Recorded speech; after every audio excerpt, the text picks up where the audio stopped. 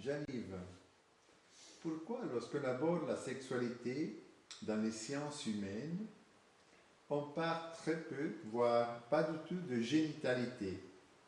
C'est comme si l'agir explicite génital, que tout le monde vit dans la réalité, ne peut pas être considéré un travail de nature scientifique.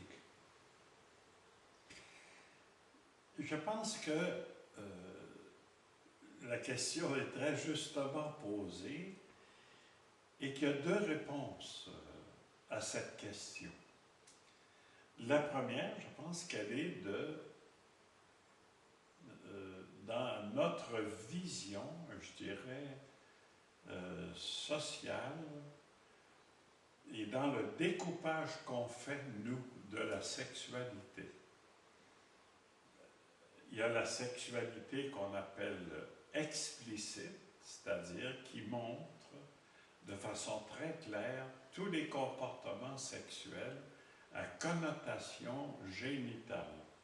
Alors, dans notre culture, on a tendance à appeler la vision en image ou la description dans les mots de ces scènes-là, on les appelle des écrits pornographiques.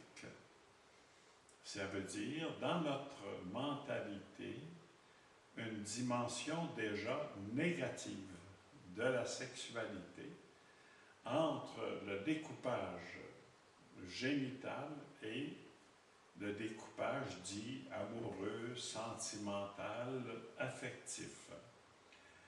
Ça, vous avez ça, disons, déjà aujourd'hui, c'est encore comme ça.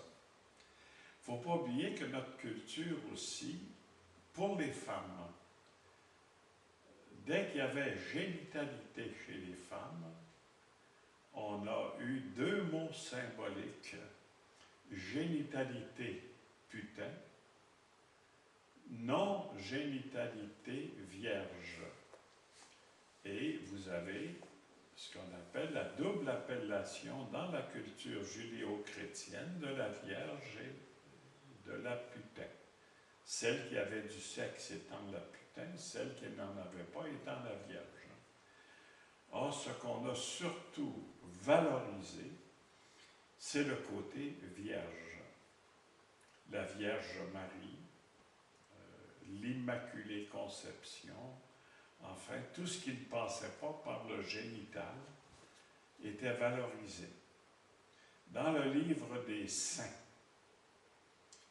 il y a 8 saints seulement qui ont eu une vie sexuelle génitale, mais ils ont été canonisés parce qu'à un moment donné de leur vie, ils ont cessé d'avoir une vie sexuelle génitale. Alors, vous voyez qu'on part d'assez loin, déjà, à ce niveau-là. Et pour les hommes, encore aujourd'hui, on a tendance à identifier vitalité génitale avec domination et même violence sexuelle. Et ce qui fait que la génitalité, disons, n'a pas nécessairement très bonne presse, même encore aujourd'hui. Il y a un autre facteur aussi qui défavorise la génitalité, c'est culturel. C'est que dans notre culture, tout ce qui est de l'ordre de la génitalité est considéré comme étant l'intimité. Or, l'intimité, on ne pose pas de questions là-dessus. Ça reste quelque chose d'intime, de secret au couple, etc.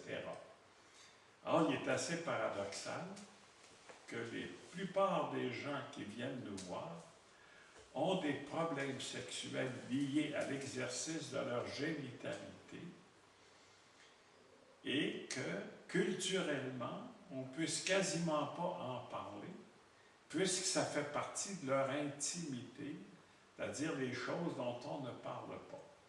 Alors, vous voyez l'impasse un peu dans laquelle on se situe et qui fait que des gens vont aller consulter pour des problèmes sexuels et après 2 ans, 3 ans de consultation, on n'aura même pas abordé leur intimité sexuelle, restant dans des généralités.